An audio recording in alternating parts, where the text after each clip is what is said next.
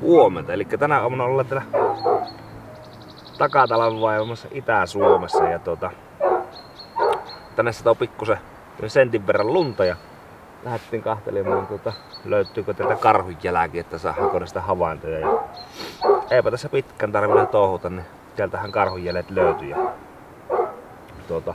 niin kun näkyy, niin tässäkin on tietä pitkin karhu männy ja tien käyttäminenhän karhulle on hyvinkin yleistä, että varsinkin niin syksyn aikaa, kun ei se lunta ole, niin se kyllä luottaa pimeässä ja vaistoihin ja kulkee hyvinkin pitkiä matkoja tiellä. Joskus kun on jälki hävinnyt, että on tultu tielle, mutta ei tunnu jatkua siitä minnekään. On hyvin mahdollista, että se ollaan ollut pitkiäkin matkoja tietä pitkin. Mutta niin ei ole mittanauha nyt mukana, niin hyvä konsti on tommonen risu ottaa ja ottaa sillä tuo etutassu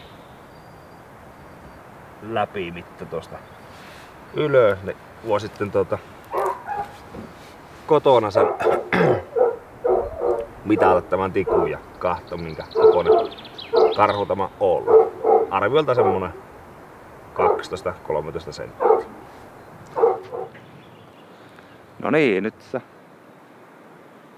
lähdin seuraamaan tätä tiekulkijaa, että minnekä tämä on mennyt ja samalla tullut muistoja mieleen menneiltä vuosilta, kun on aikanaan karhu lähtenyt koiran jäljittämään ja se on tullut tielle ja sen jälkeenpä se on lähtenyt koira tietä pitkin lataomaan. Se on monta kertaa tullut otettua kiinni, että mitäpä se lähtee kylille juoksentelemaan niitä teitä pitkin. Mutta niin kuin tässäkin, niin tämä karhu on tullut 1,5 kilometriä tietä pitkin ja katsotaanpa vähän, niin minnekä se on tästä poistunut. Eli tuossa on ihan asuttu talo ja sen postilaatikko ja tämä on tämmönen pihatien risteys.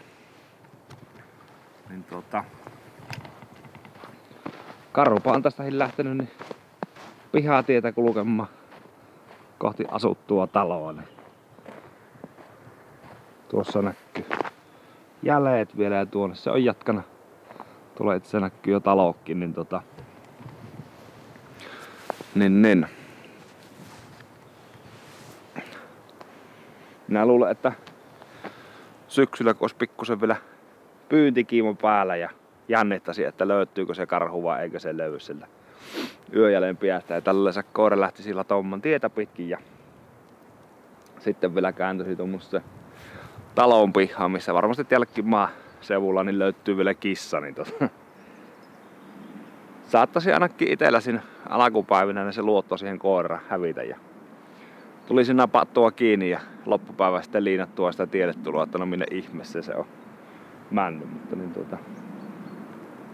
tämmönen tienkäyttäjä se tämä karhu on. Et eipä sillä yöaikaan niin on mitään pelättävää ja se tietää helppo kulkea, se pääsee jäännettä sitä kulkemaan ja matka taittuu joutuisasti. Seurataan vähän, että miten miten lähetä taloa se on mennyt.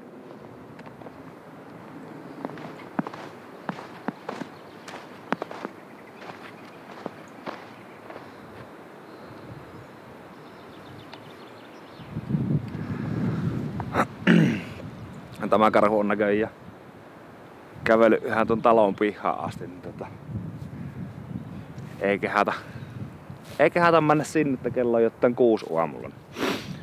Ei varmaan nyt isäntäväki välitä siitä, että käymään siellä jälkiä kahtomassa, mutta siinäkin niin varmaan ihan hauska yllätys, kun aamulla lähtö postia hakemaan niin kahto, että mitä sitä on yöaikaan niin pihaamassa käynyt. Karhun tyllerö.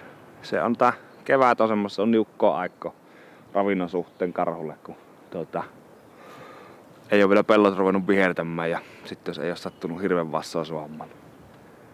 Talosta kuitenkin löytyy kaikennäköisiä kompostiasioita ja muita, mitkä haissa on enää. Monesti käypä niitä kahtamassa. Myöhään syksyllä toisinpäin, niin sitten omenapuut ja viinimarapensat ja tämmöiset.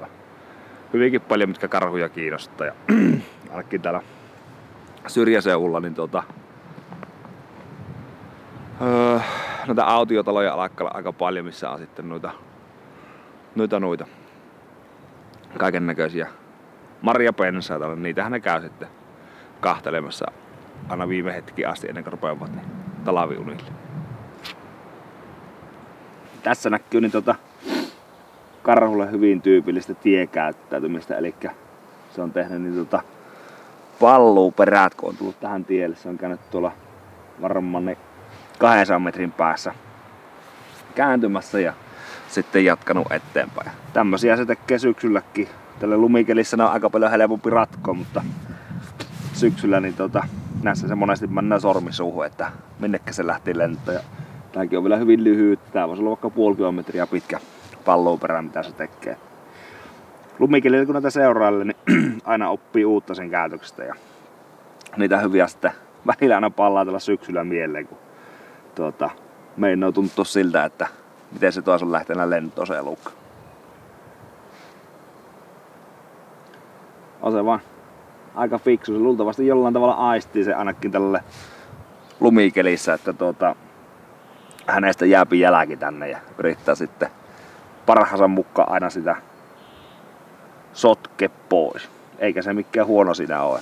Kyllä se Sissin käsikirja on lukena kannesta kantta, kun se osaa näitä kaikkia jallituksia tehdä ja muita tämmöisiä yleisiä on, niin kulkee purojen pohjia ja koiran eessä voi hypätä jokeen, uja sitä myötävirrattaa 100 metriä ja hypätä samalle puolelle, mistä on tullutkin, niin takaisin. Ja kaikki on periaatteessa mahdollista tämän kaverin kanssa.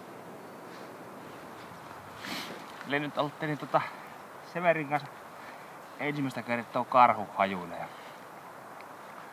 ei hyvinkään pitkästi, olisiko 400 metriä tähän metään puolelle tultu.